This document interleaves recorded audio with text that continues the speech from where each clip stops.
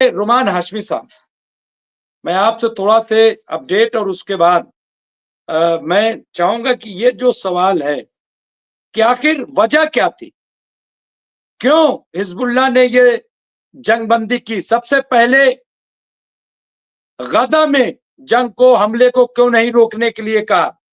क्यों आज इजराइल ने गजा पर हमला किया? क्यों इस जंगबंदी से पहले वहां हम कम से कम हमला रोकने की बात करते? इतनी बात तो होनी चाहिए थी कि आप जो है, जो कॉमन मैन है, उन पे आप हमला नहीं करेंगे।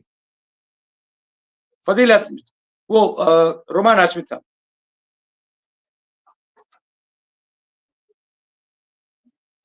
इसराइल जो कर रहा है, पहले उससे मैं उस पर तबसरा करना चाहूंगा। थोड़ा लाउड इधर आवाज आ रही है? जी जी जी, आवाज आ रही है?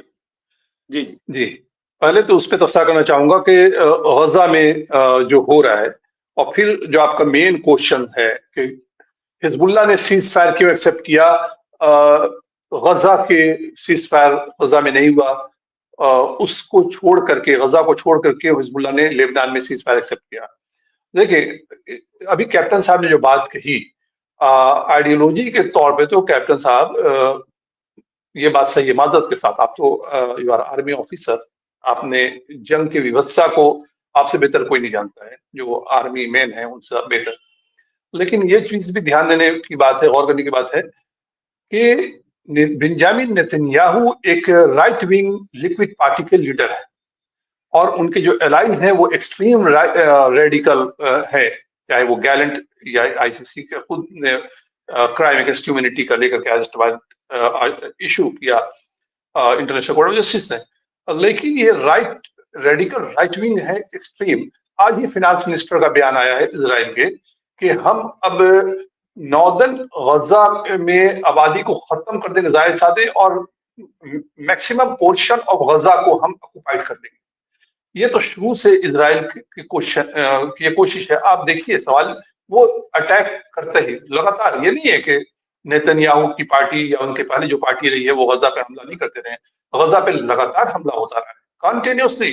ये सिर्फ 7 अक्टूबर का जो अटैक किया हमास ने, ये आउट ऑफ द ब्लू बिल्कुल नहीं हुआ। आप देखिए, शुरू से लेकर के 1956 से जो मैसेकियर हो रहा है, जेनोसाइड हो रहा है फलस्तीनियों का, इस बात को भी याद रखना चाहिए कि 1982 में जब इजरायली आर्मी पीएलओ के अगेंस्ट अटैक किया था, फाइट करते हुए लेबनान में एंटर की थी, उसने वहां के जो राइट विंग एंजेलिकल क्रिश्चियन फोर्सेस थी, उसके साथ मिल करके साबरा और शतीला कैंप पे 3000 फलस्तीनियों का कत्ल मैसेकियर किया था। ये इनसे हम ये उम्मीद नहीं कर सकते हैं कि ये 7 अक्टूबर पे हमास ने अटैक कर दिया तो वो गजा पर नहीं करेंगे। हमास ने 7 अक्टूबर को अटैक किया, लेकिन उसके पहले 1956 से वो मैसेकियर कर रहे हैं लगातार।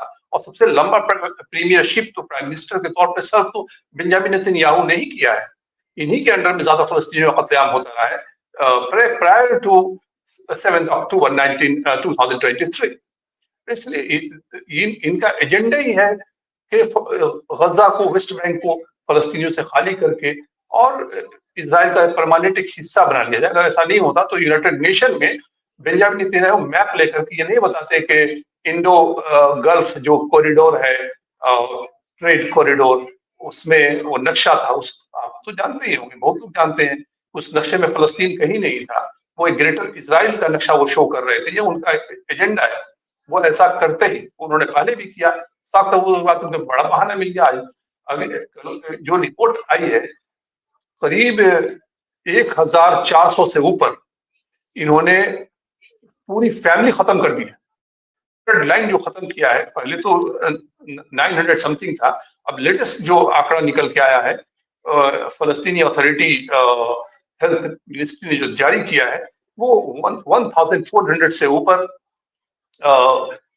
जो लोग मैसेकियर फैमिली खत्म हुई है, उनका एक भी बंदा, एक भी फैमिली मेंबर नहीं बचा है। उसी तरह से 3000 से ऊपर ऐसा मैसेकियर उन्होंने किया जिसमें सिर्फ एक आदमी जिंदा बचा है। इन्होंने करीब 2500 मैसेकियर किया है गजा में टिल डेट, आज के तारीख तक जो चल रहा है। इसलिए ये इनके ऊपर अगर बहुत लेट हुआ ये जो क्राइम अगेंस्ट ह्यूमैनिटी का जो अरेस्ट वारंट इशू किया, और अभी तो इंटरनेशनल कोर्ट ऑफ जस्टिस का में भी केस है, उनका भी वर्डिक्ट आना बाकी है। और आप देखिए कि फ्रांस की गवर्नमेंट ने अब जाकर के एक पोजीशन लिया है और ये कहा है कि इंटरनेशनल कोर्ट ऑफ जस्टिस ने जो अरेस्ट वारंट इशू किया नेतन्याहू को, उससे उनको इम्प्यूनिटी मिली हुई है।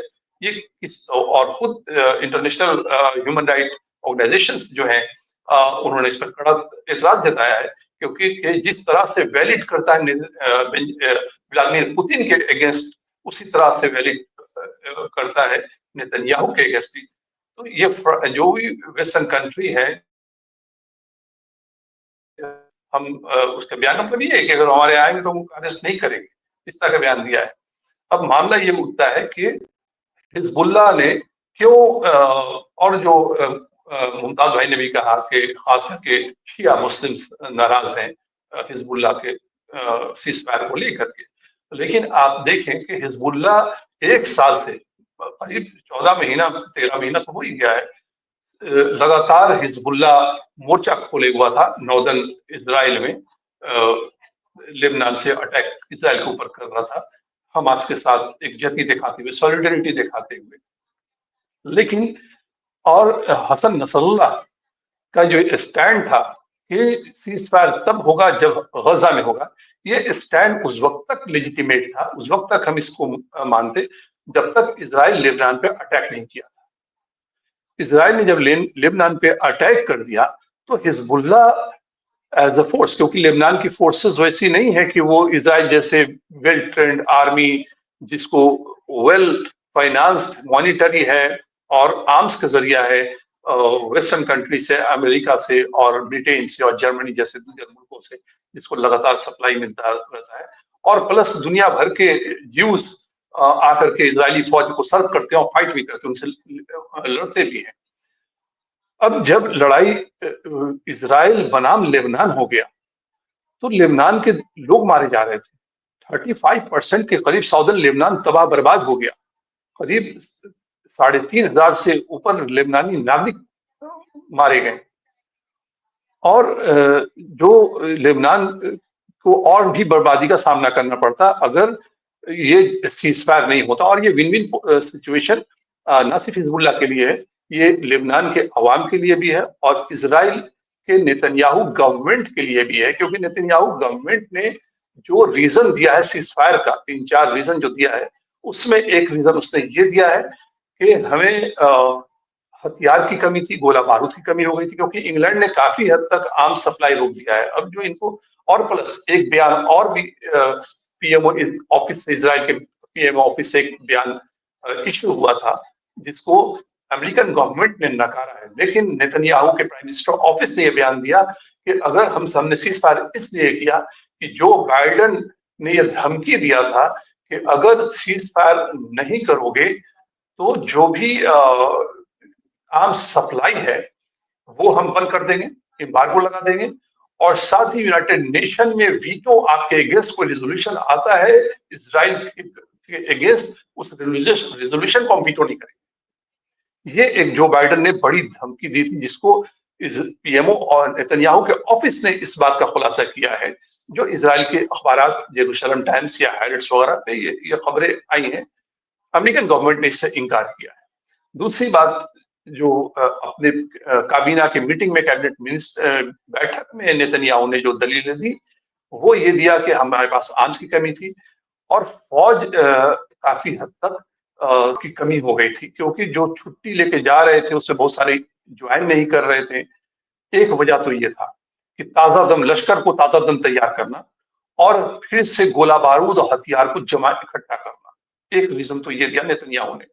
दूसरा रीजन दिया कि ईरान से हमें निपटना है, ईरान हमारे लिए ग्रेटर थ्रेट है, दूसरा रीजन उन्होंने दिया। तीसरा रीजन जो दिया वो दिया गजा के हमास से अब हम इंडिपेंडेंटली निपट सकते हैं, ये 3 रीजन दिया। लेकिन हिजबुल्लाह ने जो सीज फायर किया उसकी वजह ये थी कि वो इजराइल के साथ डायरेक्ट फाइट में आ गया था, और अब हिजबुल्लाह लेबनान की जो मुल्क है लेबनान, उसकी सालमियत के लिए, उसकी संप्रभुता के लिए और लेबनान के अवाम के बिहाफ में वो जंग कर रहा था, 1-to-1 फाइट हो रहा था। इसलिए हिजबुल्लाह ने सीज फायर किया। अगर वो अटैक नहीं करता इजराइल लेबनान पे, तो हिजबुल्लाह हमला जारी रखता, जो मिसाइल या रॉकेट या ड्रोन के अटैक्स हिजबुल्लाह कर रहा था। ये वजह रही है दो खास करके। और ये वार जहां तक बिल्कुल, जो बाइडेन मैं है, हाशमी साहब आप पास आऊंगा। मैं चूंकि